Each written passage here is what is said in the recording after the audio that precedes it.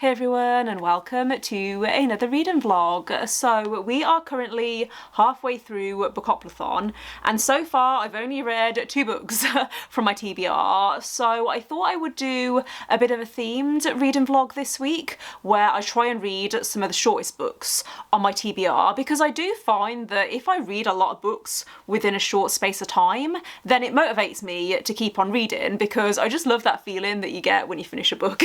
So I have a little mini TBR for this week of books that I would like to try and read, especially because it's a bank holiday this weekend, so I should have plenty of spare time to read. We'll see how it goes though. But last night I made a start on Kindred by Octavia Butler, which is actually the longest book on my TBR for this week, even though it's only like 290 pages, I think. I'm pretty sure it's less than 300 pages, but I'm currently around 85 pages in and really liking it so far. I really like the writing style. It's kind of a mix between a few different genres because it's science fiction but also historical. It basically follows this woman called Dana who lives in California in the 1970s, and this book was also published in the 1970s. Basically, she keeps getting pulled back in time to the 1800s, where there's this boy that keeps needing her help.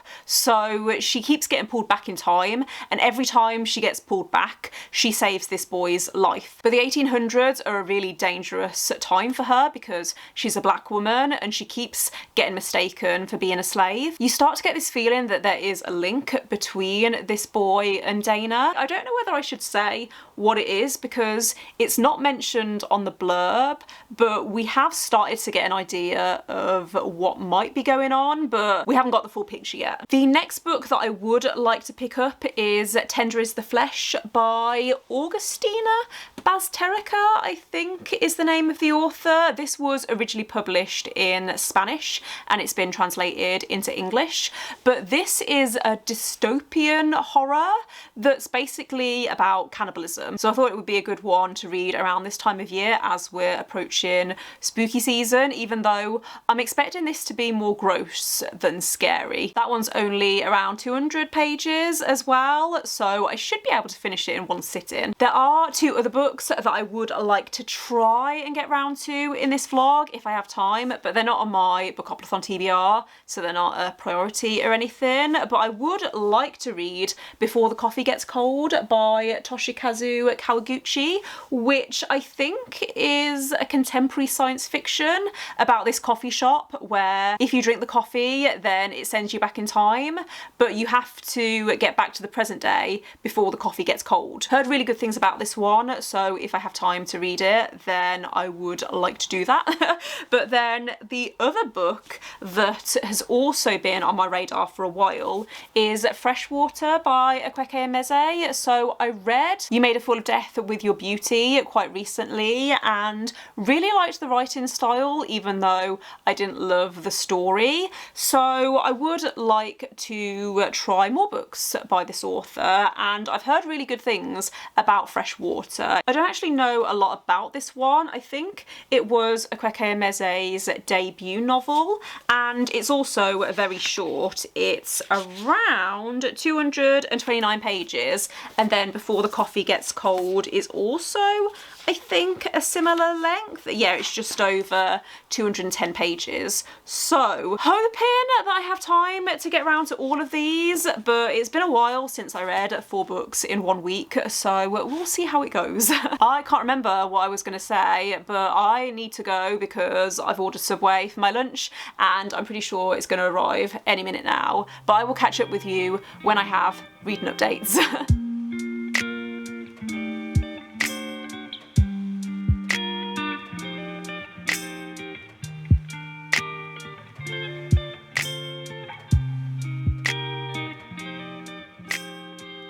Good morning. So it is now Saturday and it's been a really nice morning actually. We've just chilled and had a nice breakfast, but this afternoon we're going into town. We being me and my boyfriend, because I'm stopping at his this weekend, but we're going to go into town this afternoon because I need winter clothes.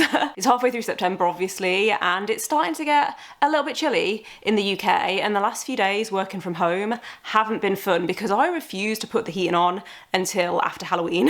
So I want to try and find just some cute knitwear and stuff. Might pop into a few bookshops as well, depending on how we're feeling. But then when I get home, I would like to try and finish Kindred by Octavia Butler, because I'm over halfway through this now, and every time I pick this up, I read like 50 pages without even realising, because the writing just flows really easily. Most of the book takes place in this past timeline, but it feels more like a horror rather than historical fiction, because every time this woman, Dana, gets pulled back in time, I can feel her fear and her anxiety, and there's this tension where I feel like I'm waiting for something awful to happen. It doesn't feel like a book that was published in the 1970s. I can imagine that this must have been really ahead of its time when it was published. It does feel like kind of timeless, I guess, is what I'm trying to say. It's not a pleasant read at all. However, I'm really struggling to put it down when I am reading it, so I think I could finish it by the end of today. Like I said, I'm over halfway through now. So yeah, those are my plans for today. I don't know what I want to pick up after Kindred. It's probably going to be Tender is the Flesh, but I will let you know once I've made a decision.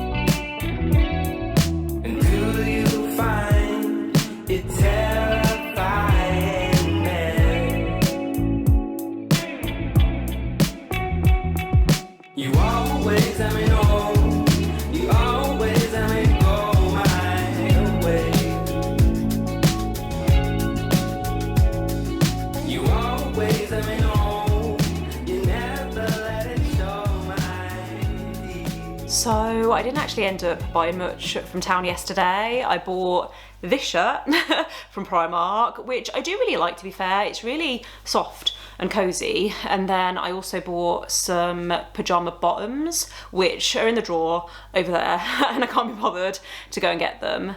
But yeah, otherwise I just didn't really see anything that I liked the look of. I like the idea of going shopping in person because obviously it means I can try stuff on, but then when it actually comes down to it, I can't be bothered.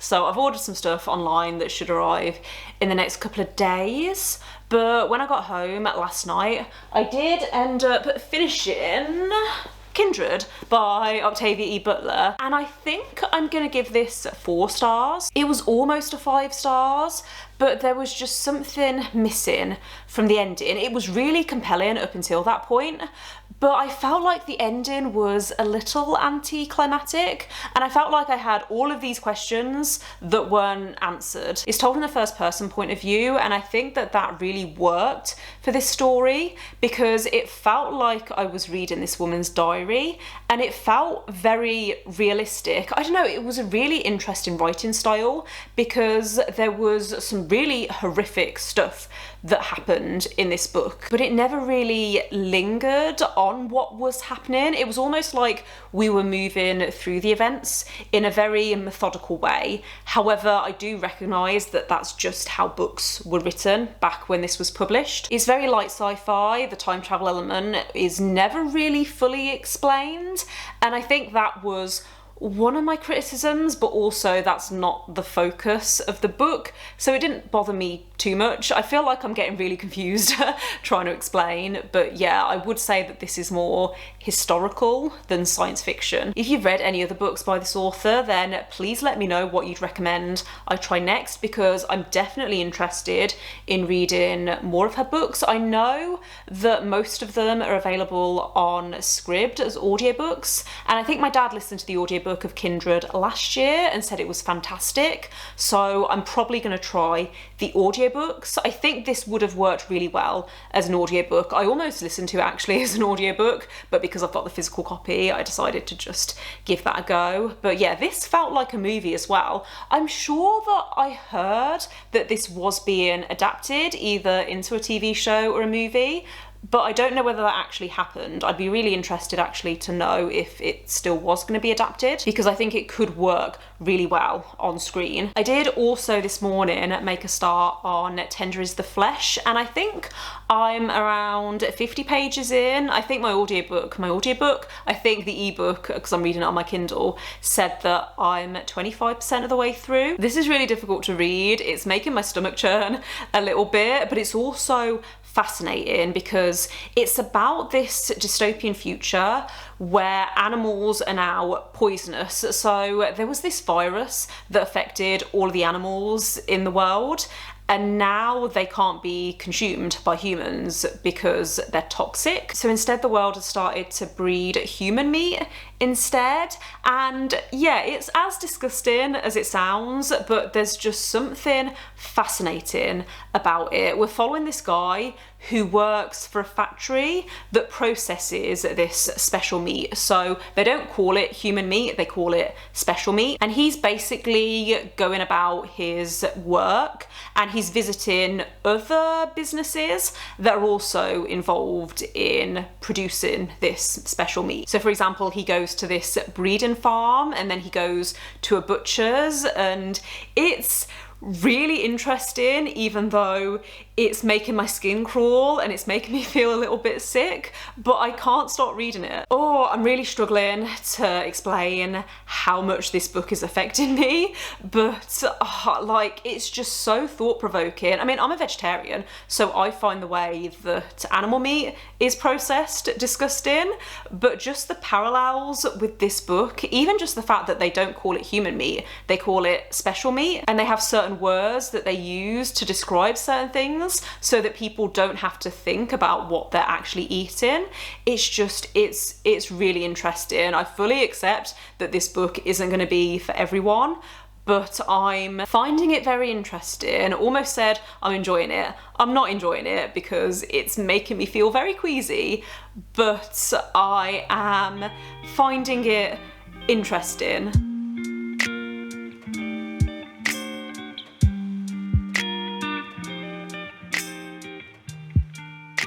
So I finished reading Tender is the Flesh last night, and I have no idea how I'm going to rate this book, because how do you rate a book like this? There were certain aspects that I really appreciated and that I thought were really thought-provoking. Like, this book felt like a commentary on the meat industry, and I really liked that aspect. I've already talked to several people about this book just because of certain questions that it raised. It's quite clear that it was written to be provocative, and it was definitely provocative, so I felt like it set out to do, or it achieved what it set out to do. The thing is that while I thought that the concept was handled really well, I didn't actually like the plot, and it wasn't that I felt like the plot was badly written, it was more that I felt like the characters weren't very well developed and they felt kind of flat. Oh, I don't know, I just feel like the direction that the book went in, it wasn't what I was expecting,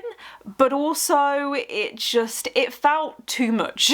It's not really a book that I'd recommend. However, if you are curious about it and you are interested in picking it up, then I will say just be prepared, because there's a lot of detail in this book. There's one part in particular where the main character's doing a tour of this processing plant that he works in, and it was a lot. So yeah, that's Tender is the Flesh. I think I'm gonna go with a 3 stars, maybe? I don't know, because some parts were like a 5 stars, but some parts were a 1 star. So I think I'm just gonna, yeah, settle somewhere in the middle. I wasn't sure what I wanted to pick up after Tender is the Flesh, because obviously it was quite an intense reading experience. So I put a poll on Instagram and just asked people to vote for a book for me to read because I couldn't cope with having to make that decision.